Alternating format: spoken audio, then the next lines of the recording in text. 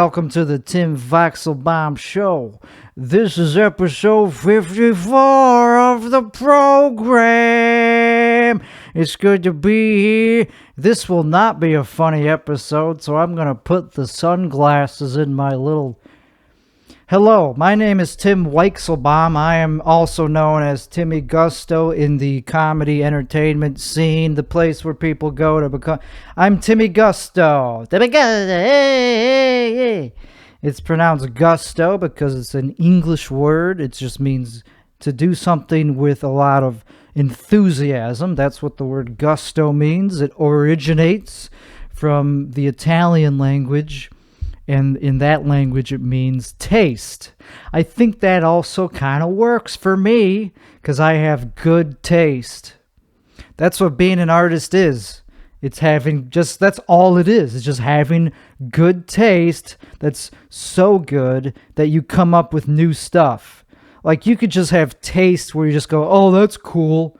That's a cool mouse pad. Or you could extend to where you actually design the mouse pad. That's what taste is. I don't know. That's what creativity is. I have no corrections to make on any of the previous episodes that I've done since I started doing this back in October of 2021. That's right. We've been doing this for over 1 year in length of time. I'm very proud of that fact because this is, it's not like this is hard to do. But it still takes a lot of grittiness to continue doing it every day. You know, something that I don't work hard on is my physical appearance. Yeah, like I don't really try that hard to make sure that my skin looks good. Like, I guess I'm starting to kind of care about the fact that my skin color is the same color as the walls behind me. And it's kind of like embarrassing that the most almost pure white is tanner than me. Anyway, I don't care though. I'm not upset about that. I'm going to get a spray tan and I'm going to take a note out of Donald J. Trump's book. He's running for president again of the United States of America. And chances are we're going to have to vote for him. I mean, I know that this is not something that you want to do or hear, but we're probably going to have to vote for him again. If you didn't vote for him last time, then it'd be the first. But the world is going to shit. And it doesn't really matter if we elect a narcissist again, because every politician is probably a narcissist, a type of narcissist. It might be covert, like Bill Clinton. And Bill Clinton was definitely a narcissist. He just didn't always show it all the time. Seems like a nice guy. What about George W. Bush? Is he a narcissist? He doesn't really come off as a narcissist. He just comes off as like a rich kid who just got in office because of privilege. But he doesn't seem like a narcissist necessarily, so maybe I'm wrong. Donald Trump, definitely an overt devaluing whatever the kind of narcissist he's the worst kind. He's like a malignant narcissist. We still got to vote for him. Obama, probably more of a covert. I do get like a narcissist vibe from this guy, just by the way he like tried to be cool in like so many ways. And like, dude, you don't have to be cool. And I guess you do if you want to get elected. Anyway, Trump is running for office again, and we're going to have to vote for him because it's either him or somebody who can't even like say words.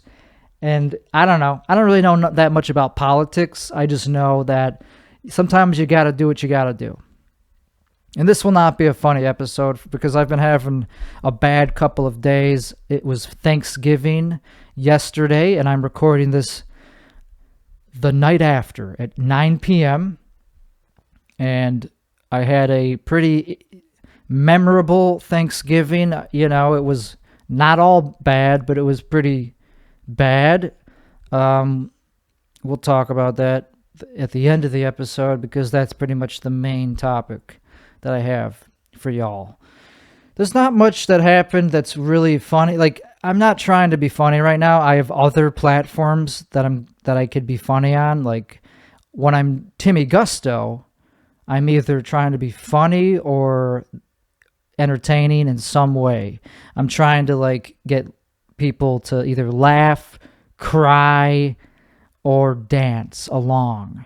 Timmy Gusto is a dancer, singer, actor. That's pretty much the main three things. He's a triple threat. So he does other stuff, but that's pretty much what he's trying to get business. That's what he's trying to get work for. He's currently trying to get work as a lead vocalist for a cover band. So if you have a cover band in the Austin bubble, in the metro of Austin, Timmy Gusto will drive in his Miata to your gig if you need like a lead vocalist. He knows pretty much every cover song.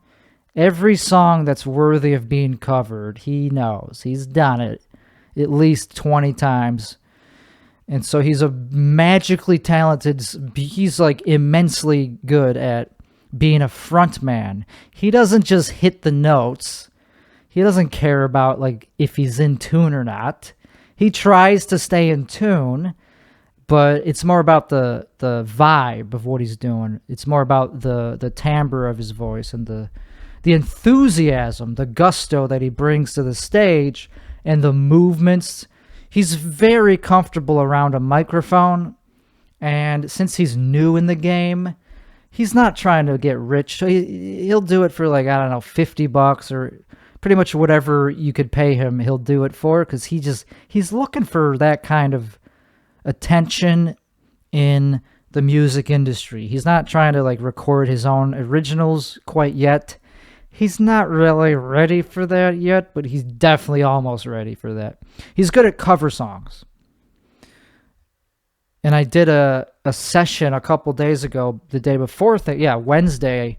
I did a 3-hour karaoke live stream on Instagram, Timmy Gusto's Instagram, where I just did karaoke, but also I was on magical mushrooms. So I was like, it was more than just singing. It was also like a spiritual journey where I just walked around and talked to the camera and lectured the camera. And there were some funny moments. And then I did some songs where I changed the lyrics.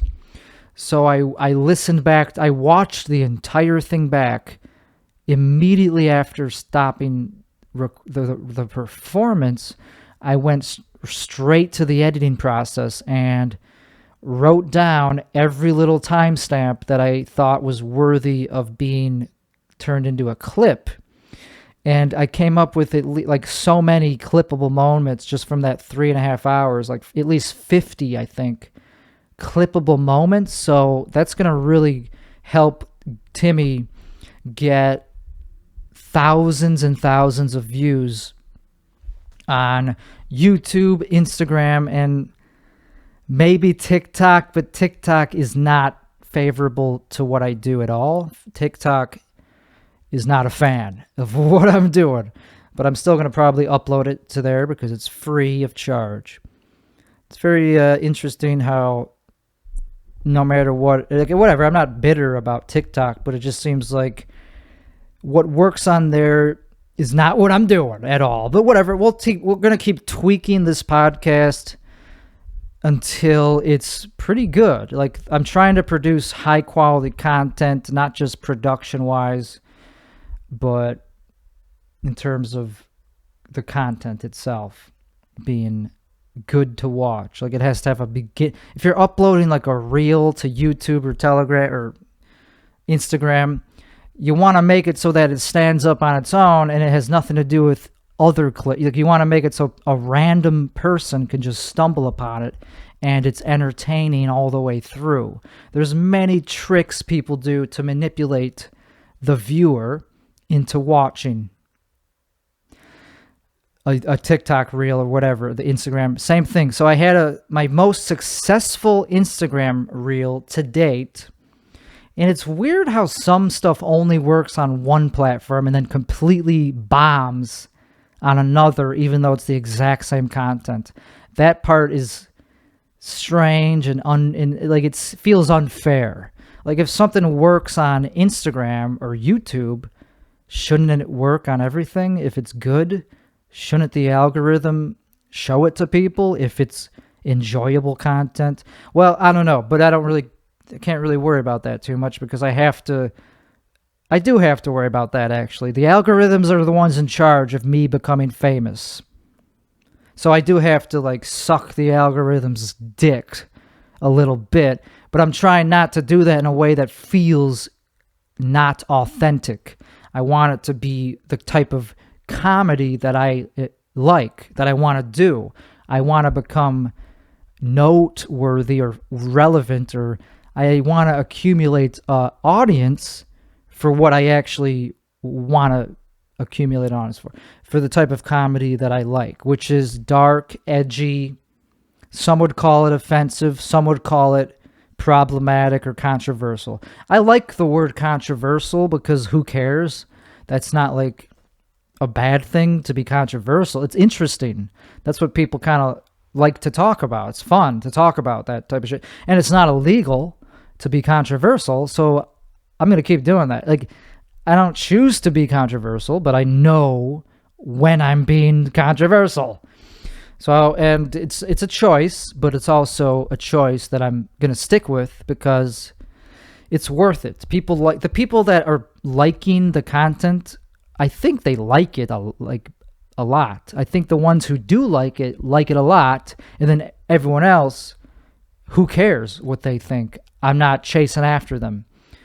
The people who get it, they get it. The people who don't get it, maybe they'll eventually start to get it, but I'm not really trying to please anybody. I'm trying to put out what makes me laugh. If a clip makes me laugh multiple times and it's myself, it's probably going to make other people laugh because I don't know. I don't think I'm that funny all the time. Like, I don't know, man. I do think I'm funny sometimes, and that's when I upload a clip, is when it's like, okay, that has a funny punchline at the end. So my most successful reel to date is one that I was very proud of when I edited it because it had a beginning, middle, and end. The beginning was just the hook. It was N-word pass in Chicago. So the premise is, it was just me telling a story of an open mic that allowed you to say the N-word in Chicago. And I talked about this on episode, I think, 50. And it was a very short topic that I just covered. And I edited it down to I think 15 seconds. And it keeps the audience engaged. And it has a great punchline at the end. So that's why it's my most successful clip.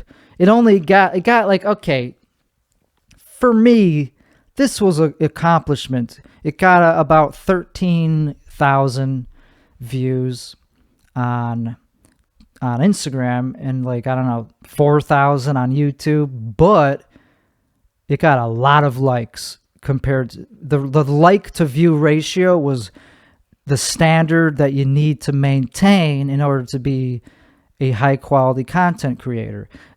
What they say is that on TikTok, you should get pretty much a like for every 10 views. So this reel has, at the moment, 1,800 likes, but 13,000 views since I last checked. So that's more than 10% of people watch it, also like it. That's pretty good. And that's me, just some rando, telling a story as a white person about how I got away with saying the N-word in front of strangers. So that's something that is my sense of humor. That's something I'm very happy with. That it was so funny that Instagram was like, it's good. It's fine that you said the N-word in this story. You did a good job telling the story, son. So we're going to give you 14. I don't know, because even though it got a good amount of likes, it still only got 13. That's not very much for Instagram standards. So clearly there's still something going on where it's like, yeah, we're not going to show this to everybody. Not everybody needs to see this because it's not G-rated. So I just have to keep going. I have to keep plowing forward. I don't really look at like the notifications. I don't really need to look at every single stat. I just want to continue uploading clips every day to every platform. And that's what's going to slowly build an audience, because what I've noticed is that by uploading these new reels continuously, my old reels are starting to get more views. Like a reel that I did a year ago, almost in December of last year, it was not even a reel. It's a 5-minute Instagram video. And it was just me doing karaoke when I got Omicron, COVID. I had COVID and I was at home singing karaoke, celebrating the fact that I had COVID. I don't know. And I edited it down to 5 minutes worth of killer material. Like, I watched it back and I was like, this is very funny. I'm just being honest. I watched it back after a year and I was like, this is pretty damn fucking funny. The way it's edited with a bunch of jump cuts and like juxtapositions of like different moods. And so it got a couple hundred views after a year of nothing. All of a sudden it started getting some views. So you just got to keep putting out high quality content consistently without shame. You know, you can't upload something that you don't even think is... I at least only upload the stuff that made me giggle. But I think you do have to favor a little bit of quantity over quality at the very beginning. I don't know, because I'm trying to build my audience right now. So this is a very hard working point in my career. It's not going to get easier. I mean, it's always going to take work to do a good job at this.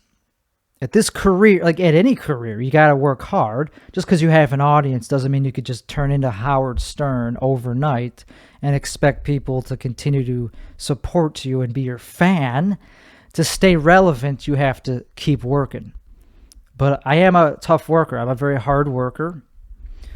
So, what do we got behind me? What are these huge panels behind me? These big boxy looking things. They're called bass traps.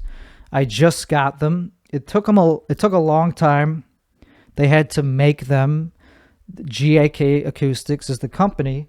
They're very high-end professional pieces of gear. They will be going on the front wall of the studio here, of this bedroom studio that I have. They're going to go right behind my two monitors, my speakers, my studio monitors. That's the left channel and right channel are right in front of me here, and they're going to go directly behind them. They're fucking massive, and they protrude. They're 8 inches. They're 7 inches thick, and that's because they have to be that thick to actually absorb low frequencies, which clapping doesn't really have much low frequency, but just my voice has low frequencies. So the room already is going to sound better just from having them in the room immediately. They're so effective at absorbing all the whole frequency, not just bass. They also absorb high frequency. So I'm excited to finally have them. These are just 2 of the first ones I bought. I got an off-color white just because I want them to be very not noticeable.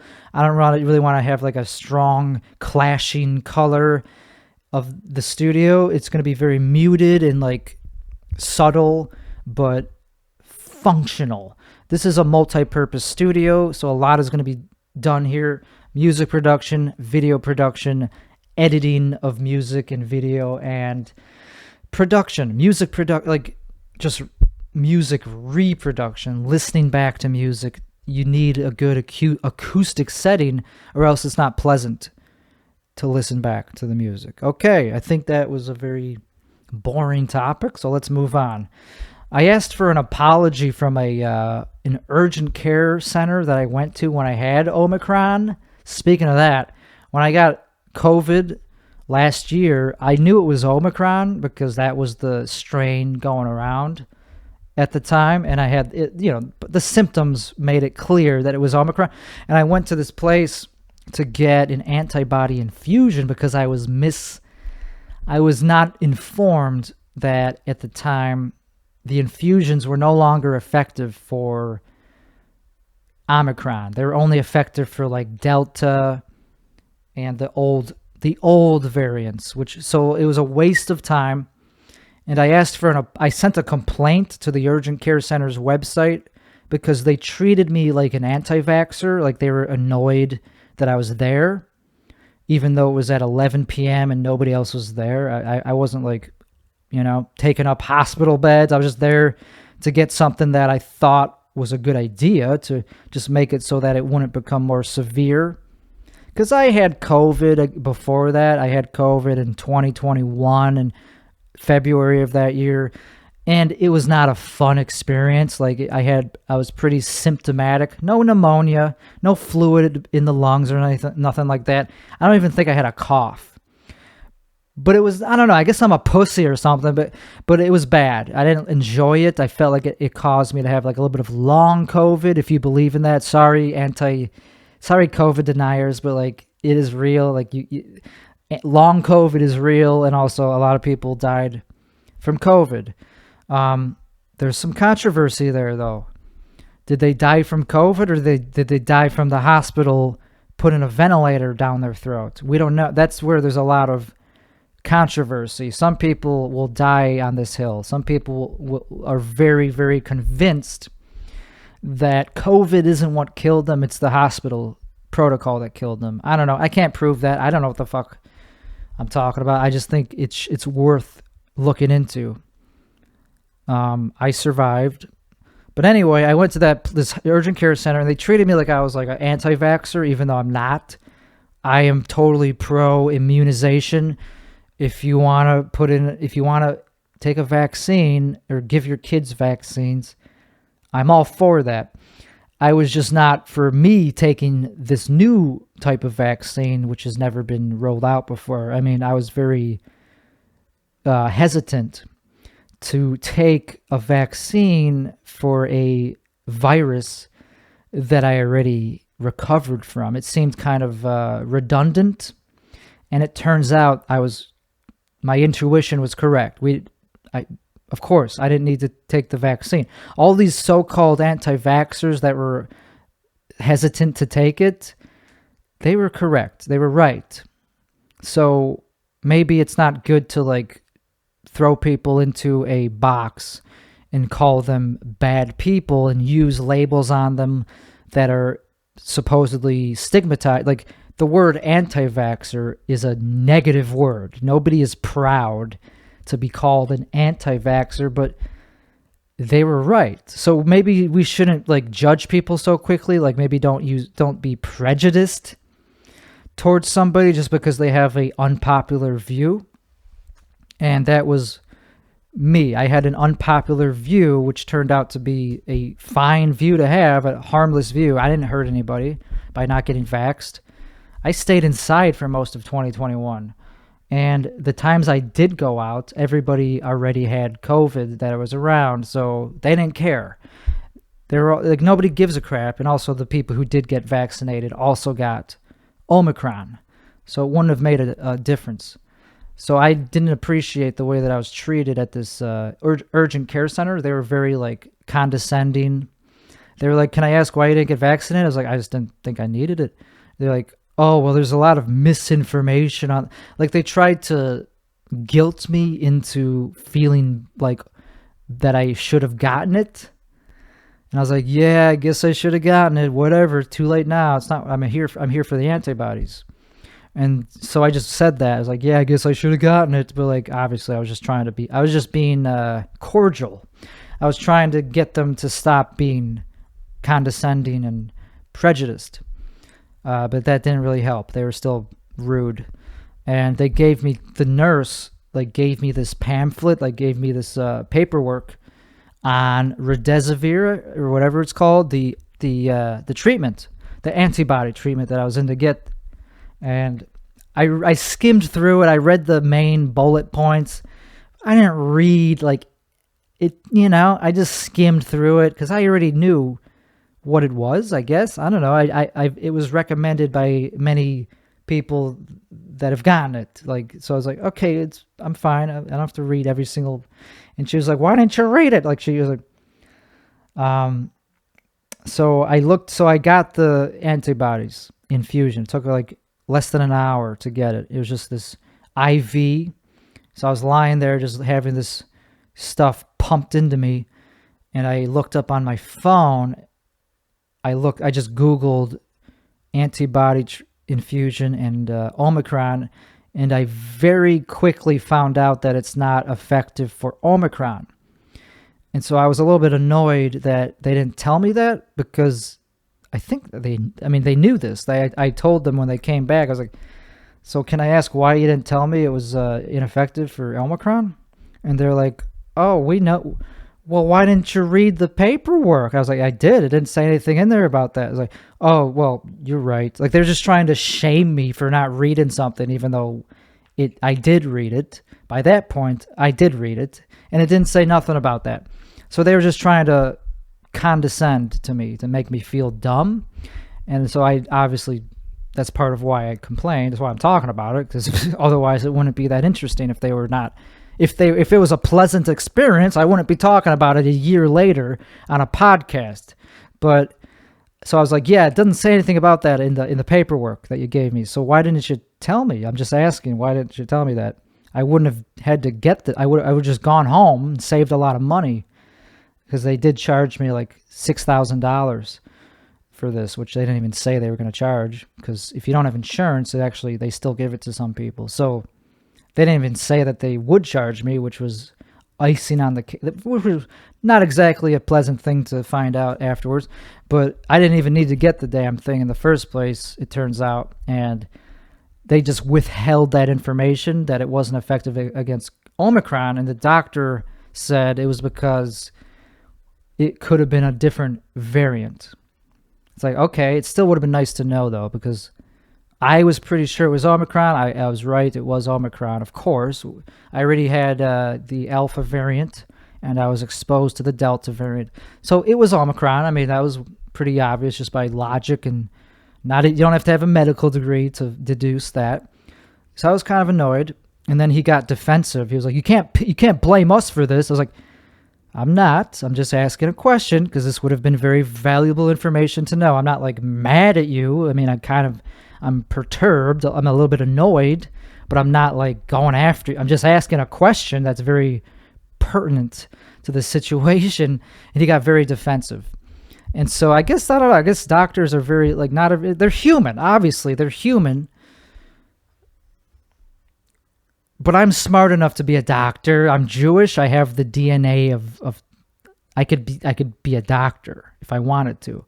So I guess that's why I like to challenge doctors. Because if you're dealing with me, I'm not just an average Joe. I actually know how to like do my own research. And that's a stigmatized term as well. Just the phrase, somebody who does their own research is also the same type of person who gets criticized and ridiculed and demonized for being an anti-vaxxer, but it turns out those people were right. If you were overweight or had comorbidities, then you probably should have gotten the vaccine. But if you are healthy body weight, no immunocompromisations, comorbidities that you have that are that problem, you really didn't need to get the vaccines. And that's something I learned from doing my own research, and I was right. So I don't have to deal with any of the side effects from the boosters and all that BS. You know, I didn't get it like a vaccine card, so I had to avoid going to certain places like Chicago. That just worked out. That's kind of one of the reasons I moved to Texas, is to avoid the whole like having to prove that you're one of the good ones, and like, you know, you bowed down to Lord Fauci. Like, I'm not into like that whole fascism thing of like one person being in charge of everything. Like, I just don't really worship I'm not into that form of government. I like democracy a little bit more than fascism to some extent. I mean, fascism has some benefits, I think. I guess I'm changing the subject to fascism. Okay. Fascism gets a bad rap, but give it a chance. It'll grow on you once you realize that democracy is kind of it's not the best method if most people are dumb. Democracy is only good if the voters are above average intelligence. The reason I say this is because because average intelligence, if you just come across the average person, which I do on a daily basis, you'll find that they're pretty like insufferable. And that's just me saying that as somebody with an IQ of I have an above average IQ. And I talked a little bit about this on a previous episode about how like the smarter you are, the less tolerant you're going to be to other people. Most people you're going to find are hard to, like, it's not, like it depends on the context of that interaction, but as a smart person, a lot of the time it's like, I'd rather not really communicate with dumb people because they're pretty dumb. It's like they're not adding value to my life. And that's kind of what the theme of one of the tenets of this podcast is, that I'm trying to add value to the world. I'm not trying to devalue I'm not trying to like be like a leech on society by doing this podcast. I actually want to give people information or content that's either entertaining or informative. I could do both. So why not? Why not do things that I'm good at? Not just one thing. Like, I'm not just trying to be funny. That's hard. That's very difficult to be funny for an hour if it's just you talking. So I'm also good at informing people of stuff. I'm a very good communicator. I'm an effective communicator. So I'm using that skill to my advantage for profit. Eventually, I'm going to try to profit off this. So anyway, fascism. That's my idea of fascism is like ultra nationalism. So like people like are really into their country, whatever. That's not really necessarily a bad thing or a good thing. That's just one of the definitions included in fascism, is that there's ultra nationalism, whatever. And then what else? Is usually like a dictator involved, usually like ultimate power, somebody with like a shitload of power, so centralized power. And that doesn't sound very good. But so like the Nazi Party, that was, I guess, a form of fascism. Was there anything good about that?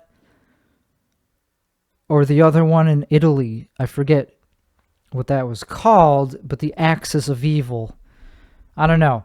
What is the good thing about fascism? Well, sometimes one very smart person is capable of making good decisions on behalf of their people, of the country. If it's a good lead, I mean, that's the thing about it, is that's a pretty big if. If the leader is a good person with a good heart and a good brain, you have to have both to make huge political decisions. You have to have both. You can't just be a brutal intellect. You can't just be like an autistic person with zero empathy, but a really good logical brain, and just, do something that hurts a lot of people but benefits others. I don't know. That's why it's difficult to be a leader. You got to balance your decision making to not just be pure logic or pure emotion.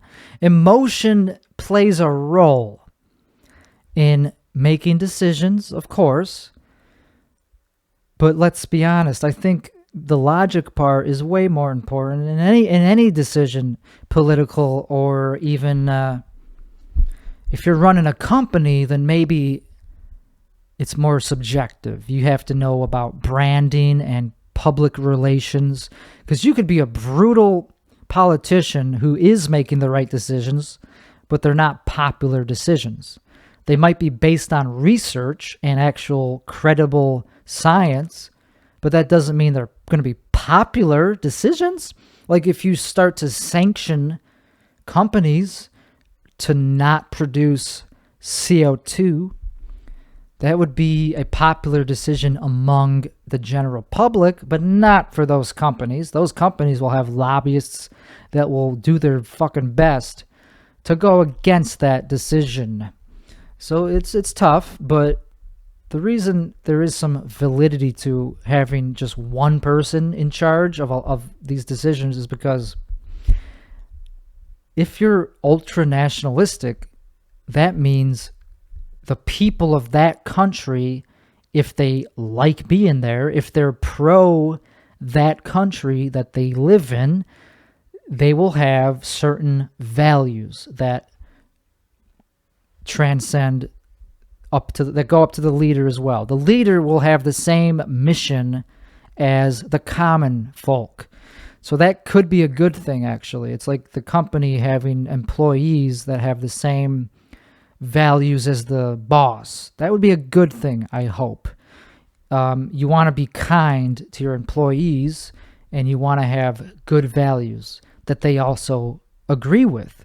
If most of the population of the country has the same values as the leader, but the leader also happens to be pretty smart and good at maintaining those values or even setting those values, then I think there is some validity of having a lot of power if you're for that leader.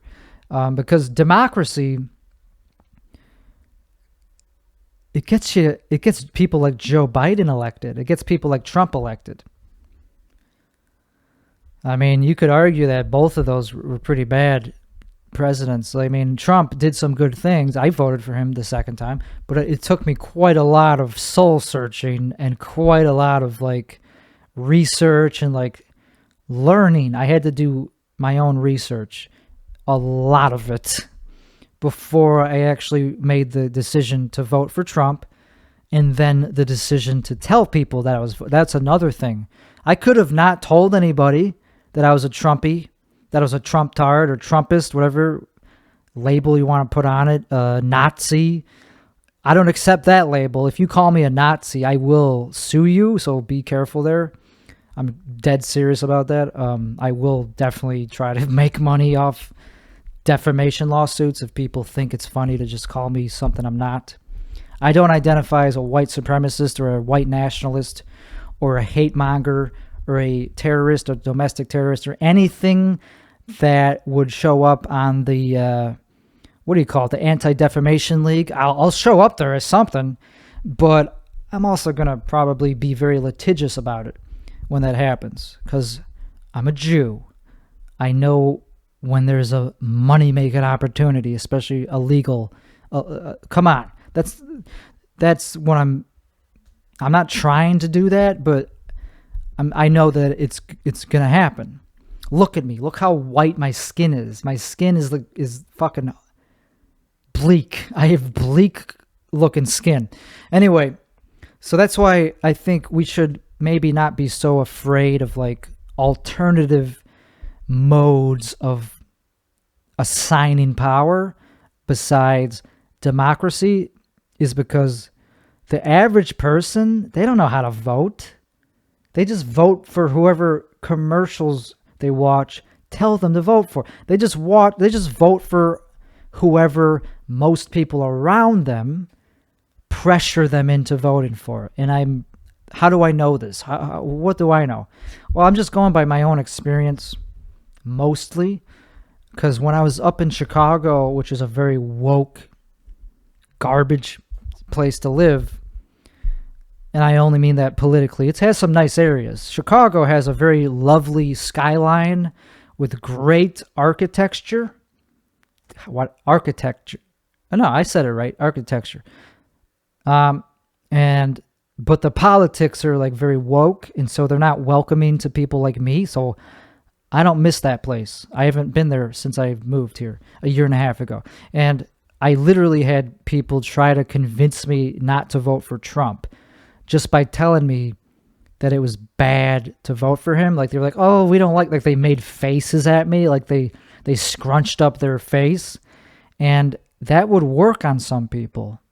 Or else why would they do it? If it didn't work on people, if they didn't think that there was any chance that they would actually do that, like convince me to change my political opinions just by making giving me a bad look, a dirty look, they probably wouldn't have done it. So it turns out it didn't work. I'm not that easily manipulatable.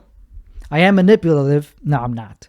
I was just kidding on the last episode when I said I was like a sociopath, when I said like, it's a fucking act. I was mostly talking about other people that are not self-aware Jews, because I'm self-aware now. I know when I'm doing something manipulative, and I don't want to just be a manipulative person. I don't like doing that to people. I have a heart.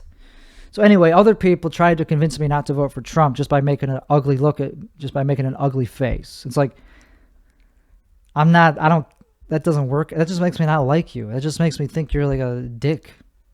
So I voted for him. And I told people this. It's like, because why? Why not? I don't care. Like, what do I have to hide? It took me a lot of time to make that decision, so I'm not really ashamed of it. And I think I made the right decision based on the fact that we have somebody in office that can't even speak. I'd rather have somebody say offensive things than somebody who doesn't even really know what they're saying at all. I mean, at least if Trump started a war, it would be his decision. It would be a conscious decision. It wouldn't just be him reading off a teleprompt because somebody else made the decision for him. Anyway, and I was getting into arguments all the time, of course, when I was telling people in 2020 that I was voting for Trump. I was like, well, it's pretty reasonable. I mean, look at the other guy. It's either him or Biden. Look at Biden. He molests children like on camera. So it's either him or that guy. It's like, is it really that controversial to vote for the guy who could talk, who actually means what he says and knows what he says and remembers what he says a little bit and did some good things in his first term, like making animal abuse a felony on the federal level. He legalized cannabinoids on the federal level. Those are just two good things that I thought of. And then the peace treaties in the Middle East. And even just when he met up with the North Korean leader, that was pretty fucking cool. What did Obama do? He just looked at him through binoculars. Like, I'm not going to talk to that guy. But Trump actually fucking met up with the guy. And I don't care what, like, that deserves respect to do that. Even though he's a narcissist, I fully am aware of that fact. Sometimes you got to vote for a narcissist. And so yeah, people are like, have you heard him speak? I was like, yeah, I'm pretty sure I've heard Trump speak. But have you heard, I've also heard Biden speak, and so you're saying you're voting for the guy who speaks a lot worse? Okay. And Biden is also has said some pretty racist things too, and also has been accused of some pretty heinous sexual crimes, or at least sexual misconduct. I don't want to really label it as a crime, because that is technically, you're accusing somebody of a crime. That's not something you can just frivolously do. But he definitely has been accused of misconduct, sexual misconduct. So he's not a great person. This Biden guy is not a great person, but I guess compared to Trump, people think he's like okay. It's like whoever you want to vote for is fine, but maybe democracy needs to be improved a little bit. Like maybe we should only let smart people vote. I mean, even in the past, like 100 years ago, women weren't allowed to vote. We just started letting women vote. Women, I think, can vote pretty well. Sometimes, some of them. You got to use your head. That's the thing. It's like people that didn't vote for Trump, the only reason they didn't vote for him is because of their emotions. I mean, some of them, okay, were smart enough to actually do research on his issues, and they didn't like the tax cuts or something, and they didn't not vote for him because of emotional reasons. But most people who voted for Biden only voted for him because they hated Trump. And hatred is an emotion. You shouldn't not vote for somebody out of an emotional response that comes up. You got to be more mature than that. So I think we should have a maturity test to see if people are qualified to vote. Yeah, I know that's a very controversial opinion, but like, for us to elect high quality officials, we need high quality voters. Garbage in, garbage out. So I'm being pretty serious on this episode. Like, I'm not trying to even be funny. Except for when I said fascism, give it a chance. That was meant to be funny. To get a clip. So anyway, people think I'm in college. I still look young enough where some people think I'm like a college student. And no, I just have good genes. Yeah, like I'm not like some dumb college kid. I'm a fucking evil genius who knows about things like franchise tax. I know about depreciation. Okay, I don't know anything about that. That's why I couldn't even say that. I'm a lot more advanced in my life than somebody who's in college. I'm 10 years older, at least, than somebody who could possibly be in college, unless if it's an undergraduate degree that they're working. I could, so I'm pretty like, it's like I don't really like humor them. If somebody says like, oh, are you in college? I just go, no. I don't know. It's funny to me. It's annoying to me, kind of. The people think I'm a kid when I'm actually like a very like intelligent adult who's like, I don't know. I'm twice their age in intellect, yet I look half their age physically. I'm trying to spread knowledge to other people who have a much harder time grasping. Okay, here's what I'm trying to say. This is written down on my iPad, so that's why it sounds like it's not being genuine. Okay. So this podcast is about self-improvement, and it's not just about that. It's actually what I'm doing by talking about it. By talking about it, I'm actually uncovering deep-rooted facts about my own life and problems, and I'm improving pretty hard. So one of the side effects of improving yourself is you kind of try to get other people to also improve because you see their flaws. You see their flaws, and also you see how you used to have those same flaws and how you figured out how to improve. So that's part of it, is like seeing other people who haven't figured this out yet. For example, ADHD. That's like a very tangible example, because the effects of going from being untreated to treated is night and day. I'm a different person. I'm no longer not confident in my abilities. I'm overconfident. If you couldn't, like, clearly I'm very obnoxiously overconfident right now in my intelligence, in my ability to pursue this art form, entertainment. That takes a lot of confidence. And I haven't given up at all. Like, it hasn't wavered that much, except for when I have bad days and for other health reasons, not because of my own lack of confidence, because of health reasons that I'm still working on. And that's one of the main topics of this episode, which is sleep apnea. So I mentioned on my Instagram last week for episode 53, right after recording it, I like to post on Instagram because it's a very cathartic process to get through this creative endeavor. Is very positive. It makes me feel very good whenever I finish recording. So I like to post about it, and I said I got an undiagnosed sleep condition that's causing a lot of insomnia and it's really, really bad right now. I got tested for sleep apnea last Sunday, so almost a week ago, and 5 days ago, and I haven't gotten the results back. I did it through a private company called sleepapnea.org. It's just a website, and it was $200. They sell you this one-time only device that goes on your finger and on your chest.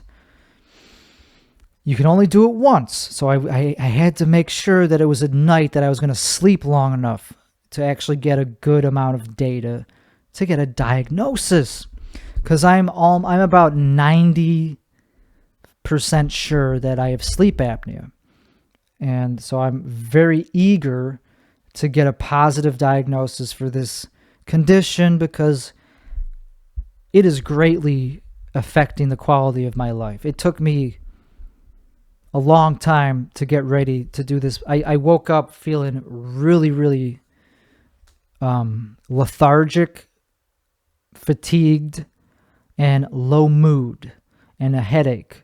I still have a mild headache from not getting quality sleep, and I think it's because my tonsils are large. I have big tonsils, and that's pretty much it. It's just obstructive sleep apnea. So one of the treatments is to just get my tonsils removed.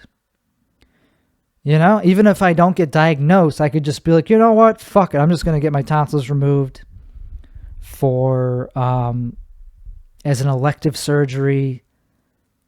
Who knows if you even need a good reason to do that? I could just be like, hey, can you guys remove my tonsils? And then it'll probably help. Because if you can't tell, I have a very nasally... It'll probably help me just breathe better and not have to talk through my nose so much. And it'll help me sing better, maybe. I won't have to sing through my nose again. So there's other reasons to do it. But mostly it's to get good quality sleep. Your blood, my oxygen levels are falling when I sleep, which is causing... It's becoming worse, I think, over time. I think my tonsils are enlarging as I age. So it's a very bad time to be going through this and not having treatment for it, because there really isn't any other treatment besides the surgery and the CPAP. You can't just buy a CPAP machine without getting the diagnosis. So I've been waiting for the company to do their job. I don't know why it's taken so long. I feel like this day and age, all it would take is a piece of software to use artificial intelligence to just look at the data. It can't be that hard to design that type of software. You don't need like a human. So I'm a little bit frustrated by that it's taken so long, but it'll be good news, hopefully just around the corner on Monday or so, where I could finally start treating this new chronic condition that I just found out that I probably have, in addition to 2 other chronic conditions that I found out I have in the past decade alone: epilepsy, ADHD, sleep apnea. Those are chronic. Those don't go away on their own unless you get the... Okay, some of them can be cured. I guess technically you can cure epilepsy with brain surgery, and you can cure sleep apnea with lifestyle changes, and in my case, surgery would probably fix it. But right now, it's really bad because I'm not able to do as much work as I would like to do, and it affects my mood so much that I'm very dysfunctional and irritable, and not suicidal, but like almost like it's like, wow, I am very dysfunctional, and it's not fun to have to lie in bed for 4 hours after you woke up just because you have a headache, and you literally, I just can't sit upright. When I'm in that phase of the day, I'm still kind of in it.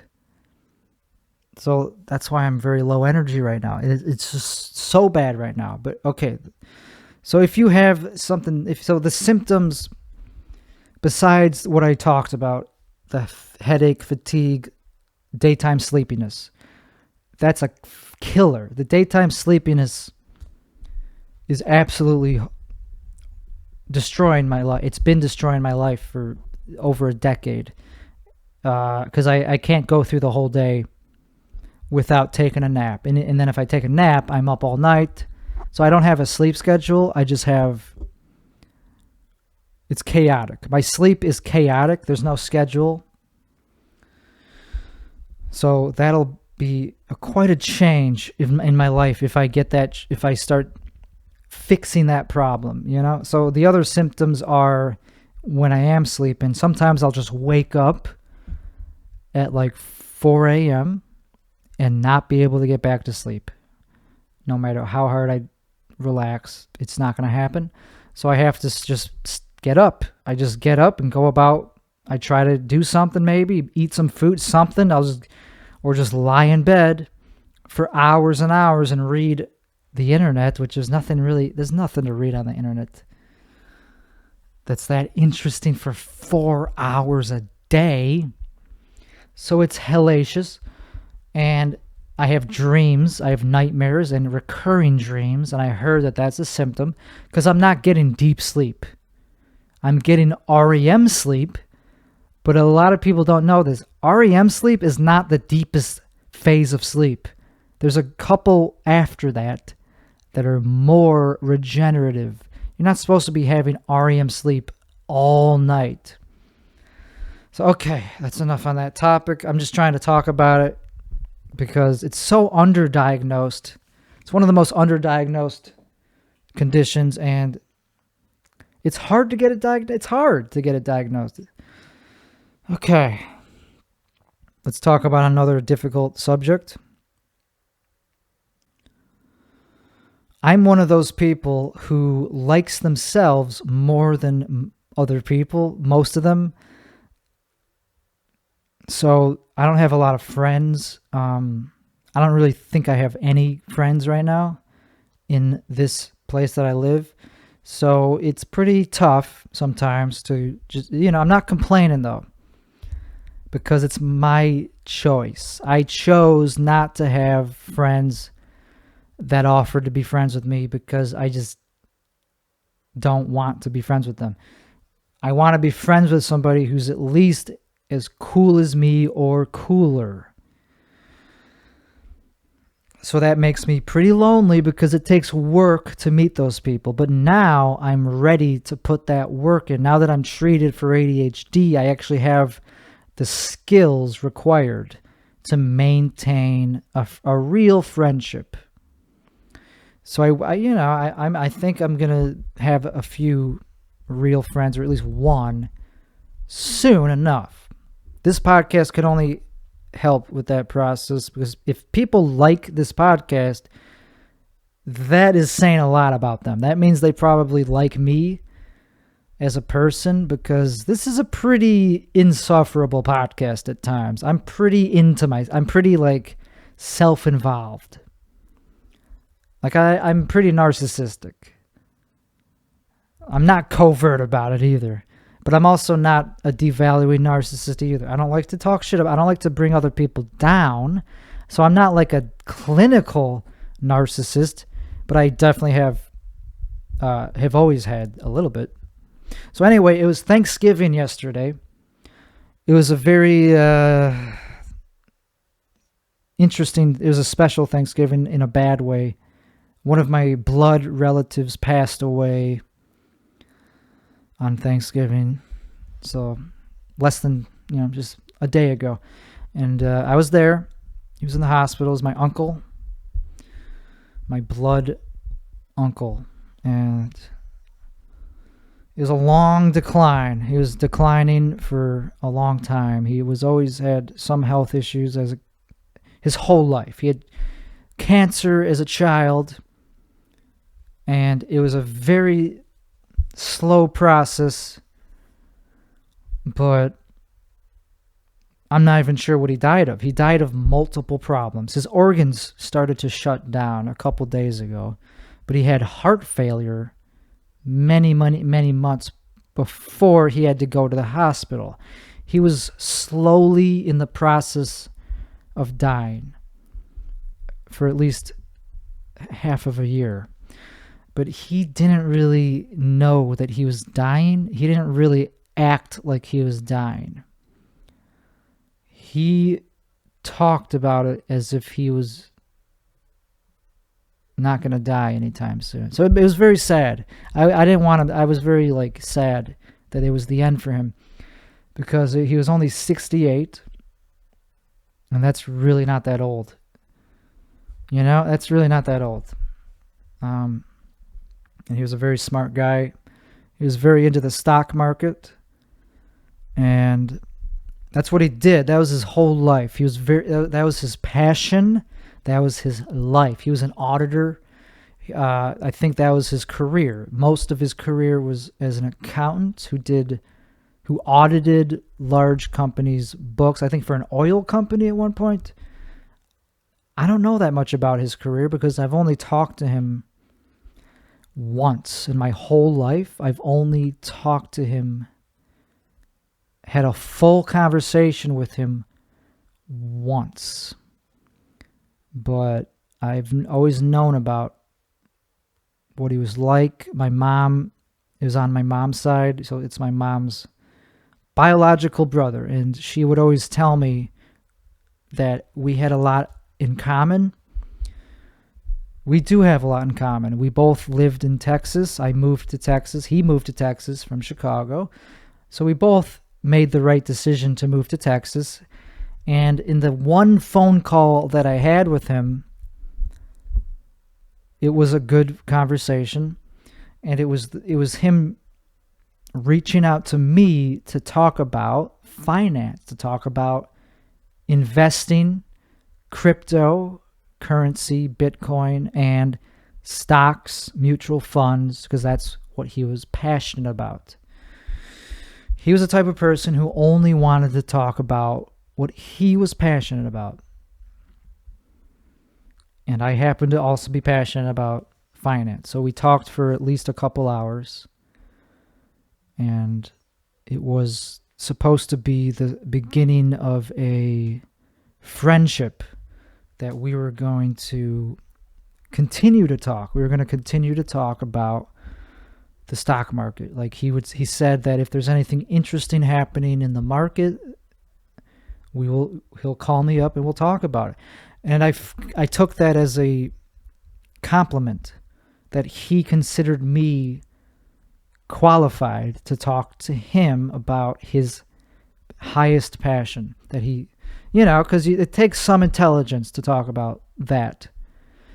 And he was, he didn't condescend. He could tell that I was a smart person because I had a business that was successful and I knew a little bit about accounting and investing. I had some success in the investment world with cryptocurrency, and so I kind of know a little bit about it. So anyway, it was very sad to see him pass in a hospital on Thanksgiving. I was there. I drove up there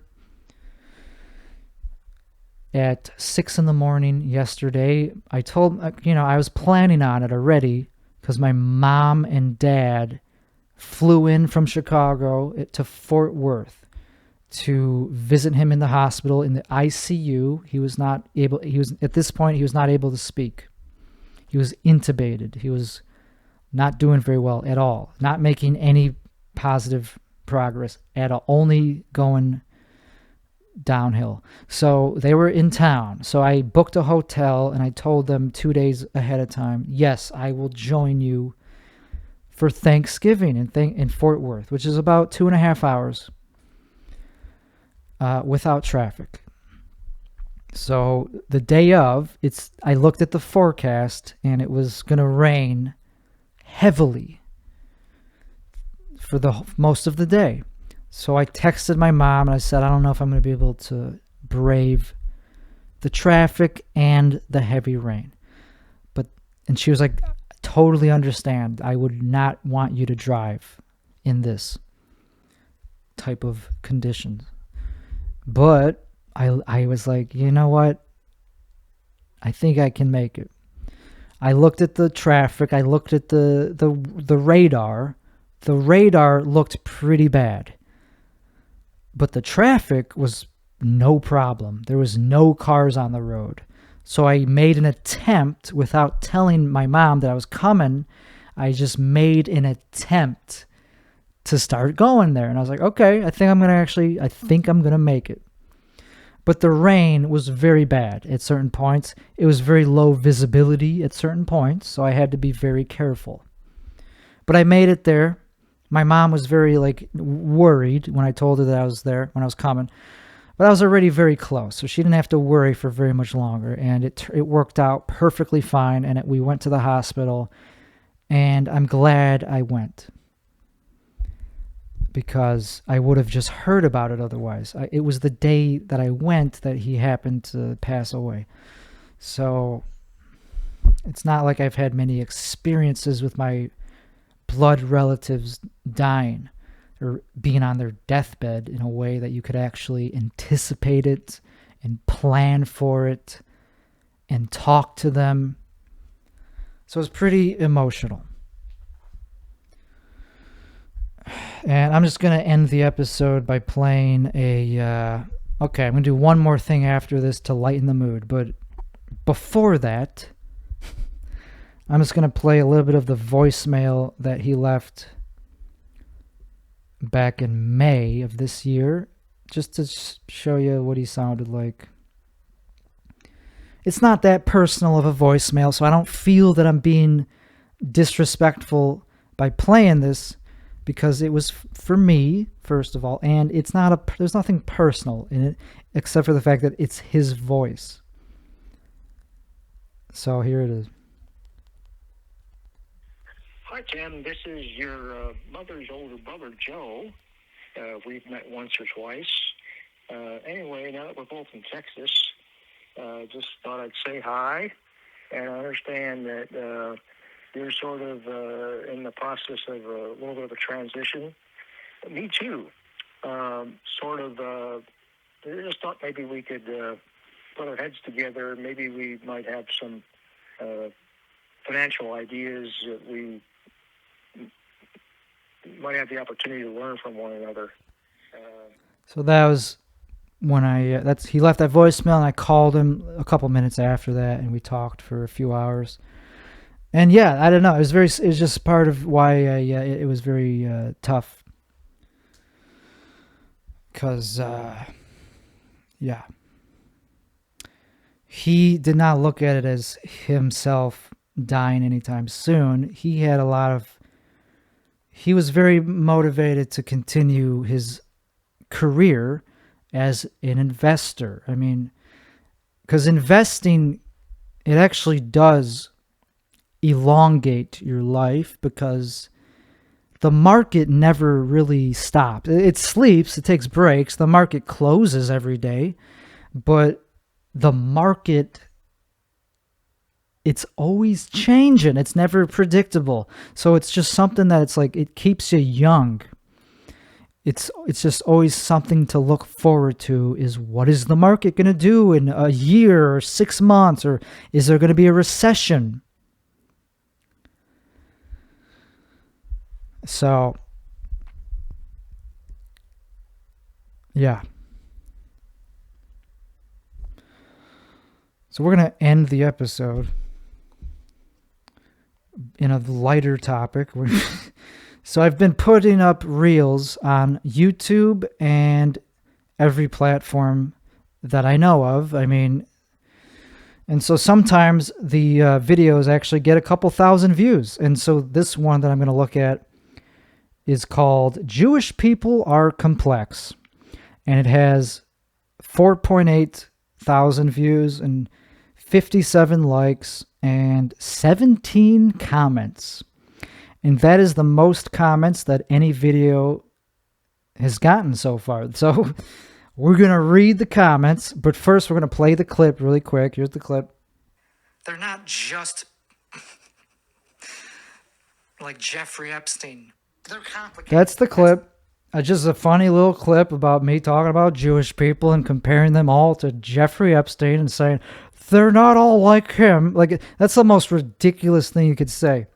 So maybe that's why I got some comments. So I have not read any of these. I'm assuming that some of them are very bad and critical towards me. So let's read them.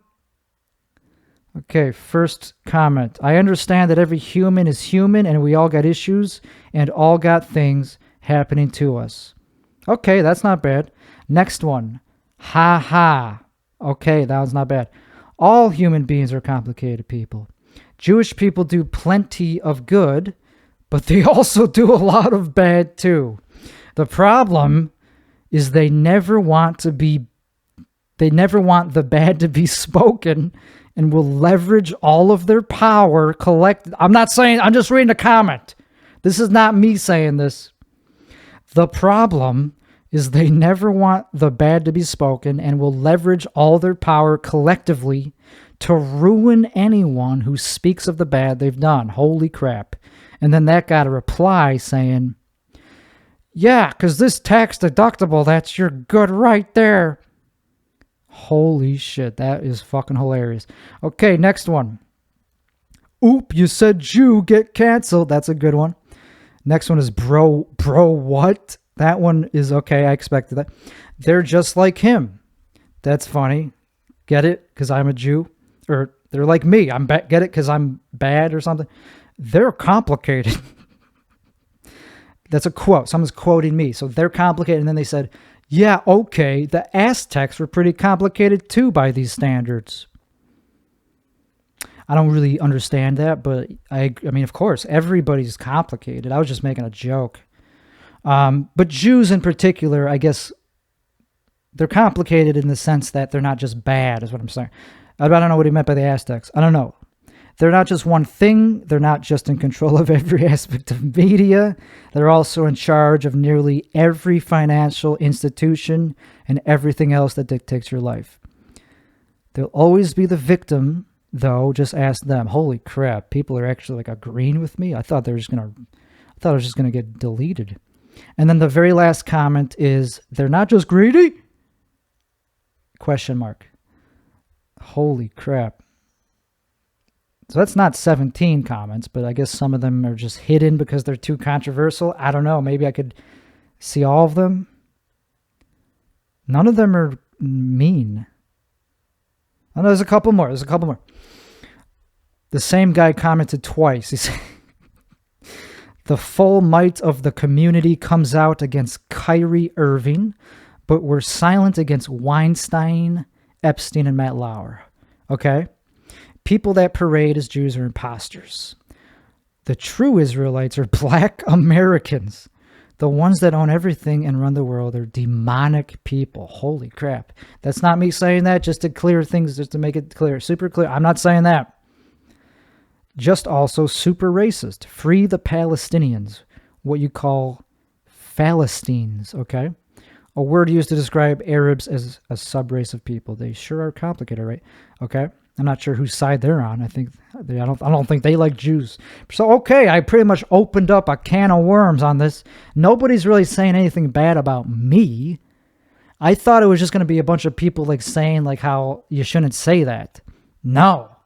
I guess YouTube is a little more open-minded than I thought to this type of topic. That's pretty funny. And pretty cool. So I guess they liked it. So I don't come at the Jews from a place of hate. I mean, I am a Jew. I'm not even really saying I'm half Jewish by blood. So I have the DNA I have half genetics of a full Jew, whatever. So, I don't know. I don't know why I'm dancing around this. I guess I'm just becoming more careful. I'm becoming more careful about the way I talk about this type of stuff because after reading all that shit, clearly I could probably make a name for myself just by talking about this. So I'm going to be a little bit more careful about it going forward because I know that people actually are watching. But that doesn't mean I'm going to back away from it. It's still a very fascinating, relevant topic that I'm passionate about. So I am going to continue talking about it and any other thing that has to do with racial relations or racial realism. That's the word that I haven't really talked about yet. Racial realism is kind of what it is, to actually talk about how certain races have different genetics that actually change the way they behave. That's a very controversial thing to say, but it's probably true. Not everything is nurture. There's a little bit of nature involved. I mean, otherwise there wouldn't be so many stereotypes. That turns out to be true. Like, on average, pretty much any racial stereotype has some truth to it. Not for every individual. That's the thing that people struggle with. That's why they call you racist the second you say something like this, because they think that you're talking about all of us, all people of whatever group you're talking about. Like, and that's not what we're doing. We're just talking about on average. There's differences between IQ and maybe other things that have to do with genetics, not just the way that your community is mapped out, not just your culture. That has to do with it. That's what sculpts your genetics. Culture is what people base their values on, which also bases their selective breeding. So there is probably some truth to this. I mean, it's pretty hard to deny it. If you think about it for more than a minute, do you really think that evolution doesn't affect the brain? You think it only affects your skin color, not anything else? You think race is only skin deep? I used to think that. That's kind of what you're supposed to think if you want to have a job. If you don't want to get fired from your job, that's what you're supposed to think. But is it true? Think about it and get back to me. Maybe I'm wrong, but I'm pretty convinced that it's not true. Now, race is more than skin deep. Otherwise, I wouldn't know how to talk to doctors I wouldn't be so arrogant as a Jewish person. It wouldn't be relevant. Okay, that's enough. We covered that topic pretty well. And I don't really want to spend any more time on this episode. This has been a fun episode. It started off very slow. It ended strong. So I will see you next week. This has been episode 54 of the Tim Weichselbaum program. See y'all.